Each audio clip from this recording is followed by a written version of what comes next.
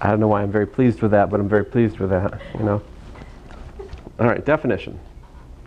So we'll find Laurent series expansions for all kinds of things. And how do you find Laurent series expansion? Well, half the time geometric series. Right? If you go back and look what we've done, we've already found Laurent series expansions today for a number of functions. All right. But let's talk about what can happen here. So definition, a function f has an isolated singularity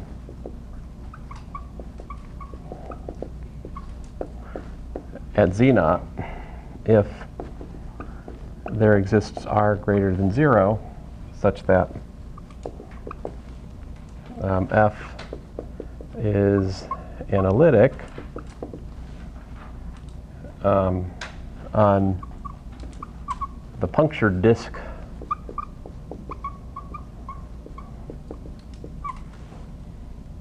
zero less than modulus of z minus z naught less than r.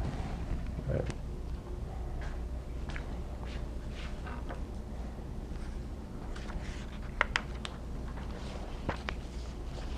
So if we have an isolated singularity, right? If you think about the Laurent series expansion at an isolated singularity, there are three things that can happen. Okay? So what are the three things that could happen at an isolated singularity for Laurent expansions? Three cases for z naught an isolated singularity.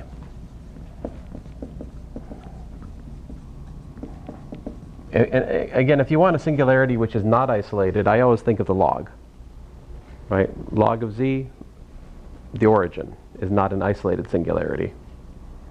You know, you can't find a punctured disk on which, of the origin on which log z is holomorphic. So there are three cases here, right? And the three cases are this. And I'm just going to use the notation that I have in this theorem right here, okay? So, you know, we have, notice that we have a Laurent series expansion, right? Why? By assumption, it's analytic on this punctured disk, right? So that means that it satisfies the condition of theorem 9.1.8. We have a Laurent series. All right, so if that's the case, we can think about what the necessary structure of the Laurent series is. Number one, we could simply have that, well, let me try to keep with the same numbering as my notes. Number one, we could have that a sub n is equal to 0, that was an n, for n less than or equal to minus 1.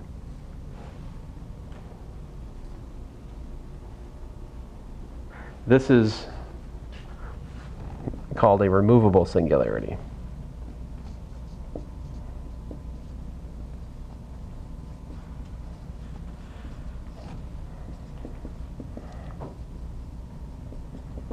In other words, it's probably just a singularity because of a poor choice of formula.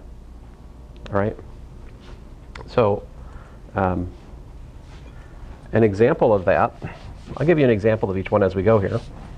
An example of that would be something like f of z equal to, say, sine of z over z.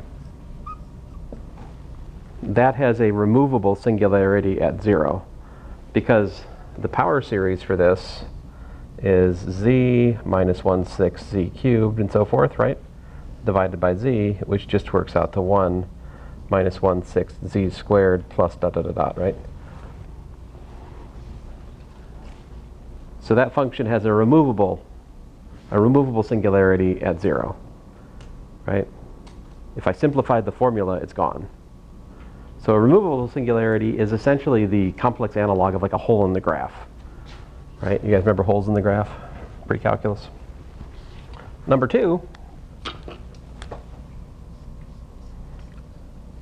we could have that, a sub n is equal to 0 for n less than or equal to, say,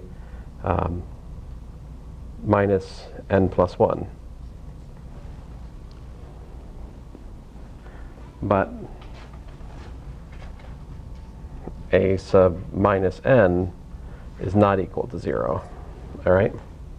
In other words, what I'm saying is that there's a finite number of negative coefficients, right? A finite number of negative power coefficients which are non-zero, and minus n is the, so what this would say is that, like, f of z has the form a sub minus n over z minus z naught to the power n. And then you have like a minus 1 over z minus z naught plus a0 plus a1 times z minus z naught.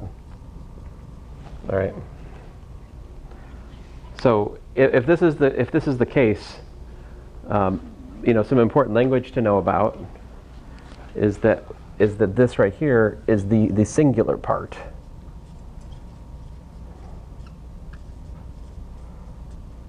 It's the singular part of f of z, right? And this over here, I don't really have a good name for it, but I always call it like the power series part of it. I mean, that's not like official language or anything, but that's the analytic part of it, yeah. At z naught, because it's just a power series, it's harmless. So the name here, in this case, z naught has pole of order n. Pole of order n. If big N equals to 1, it's called a simple pole. All right? This is also called a finite pole. All right? A finite pole.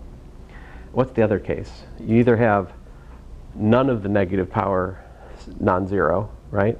Or you have a finite number of the negative powers non-zero in the Laurent expansion, or you could have infinitely many. If we have infinitely many non-zero negative coefficients in the Laurent expansion, it's said to be an essential singularity. So case 3 is an essential singularity.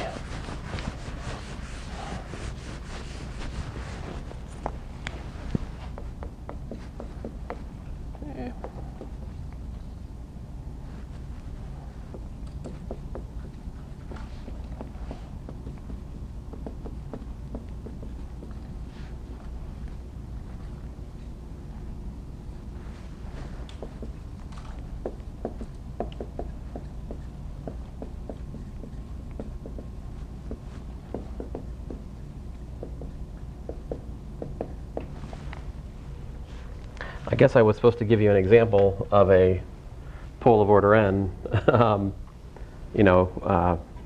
So you could do something like f of z is equal to, 1 over z to the n, right?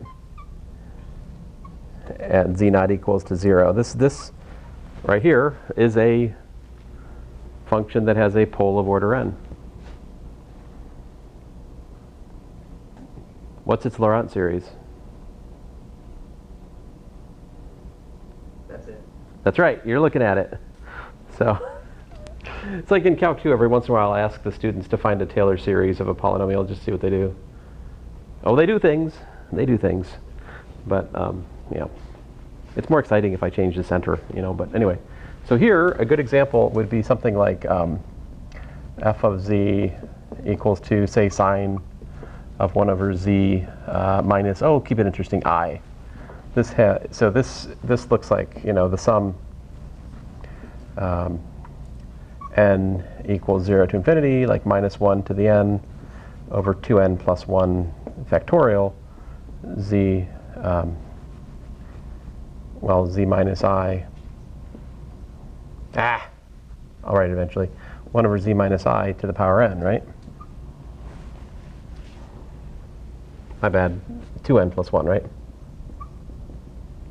In other words, you've got 1 over z minus I minus 1 over 6 times z minus I cubed, and so forth and so on forever and ever, right? I, z naught equals to I, is an essential singularity of this function, right?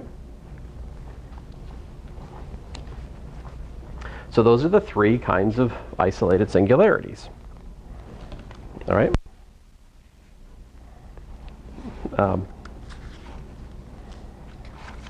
So let me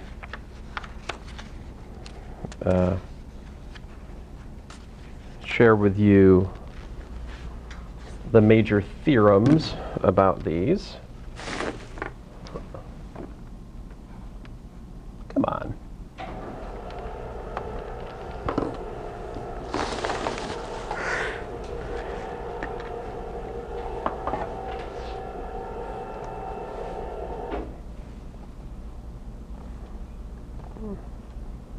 So let me give you a brief snapshot into where we're going also while I'm doing this. If the coefficients of the Laurent series are related to integration, right? What does that mean that we can do with a given Laurent series?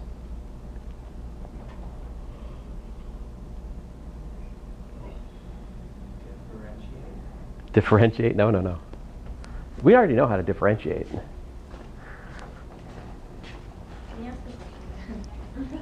If we are given a Laurent series for some function on some annulus, right?